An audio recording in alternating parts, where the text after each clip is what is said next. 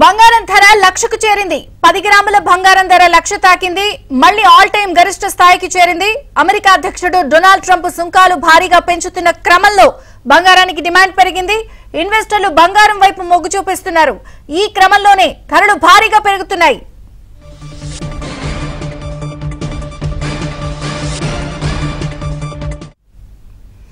పది గ్రాముల బంగారం ధర ₹1,00,000 చేరింది. ఆల్ టైమ్ హైలో బంగారం ధరలున్నాయి. బిజినెస్ అనలిస్ట్ జీవీరావు గారితో మాట్లాడదాం మనం. జీవీరావు గారు, ఎలా చూడాలి అసలు? ఇక దీన్ని కళ ఆగానే చూడాలేమో, మర్చిపోవాలేమో బంగారం కొనాలి అంటే. అంటేనమ్మా, ఇలా బంగారం ధర ₹1,00,000 తాగుతుందని చెప్పి 3 నెలలుగా మన శ్రోతలతో ప్రతిసారి చెప్తూనే ఉన్నాము.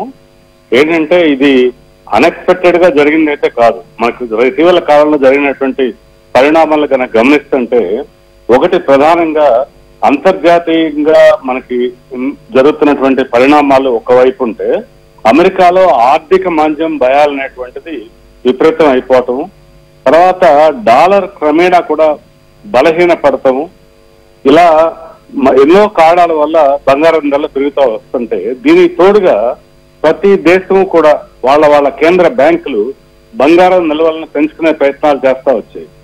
ఈ యొక్క నిల్వలను కూడా విపరీతంగా వాళ్ళు పెంచుకోవడంతో ప్రతి దేశం పోటాపోటీగా బంగారాన్ని కొనడంతో, వినియోగదారులు కొనడంతో పాటు ఇవి కూడా జరగడంతో మొత్తం మీద బంగారం ధరలు ఆల్ టైమ్ హైని ఇప్పుడు తాకాయి. అయితే ఇక్కడ ఒక స్వల్ప కరెక్షన్ కి అయితే అవకాశం ఉంది ఇక్కడి నుంచి. కానీ మనం ఒక 2 years పరిధిలో గమనిస్తే గనక మళ్ళా రాబోయేటువంటి 2 సంవత్సరాల కాలంలో బంగారం ధరలు మరింత పెరిగి 1,20,000 నుంచి 1,30,000 స్థాయికి కూడా పెరిగేటువంటి అవకాశాలు ప్రస్ఫుటంగా ఉన్నాయన్న. అందుకని చెప్పి ఇప్పుడైనా కానీ వినియోగదారులు ఏంటంటే బంగారం ధరలు మరింత విపరీతంగా తగ్గిపోతాయని ఆశించకుండా కాస్త తగ్గుదల వచ్చినప్పుడల్లా కొద్దిగా బంగారంలో పెట్టుబడులు పెడుతూ వెళ్ళటమే మంచిది.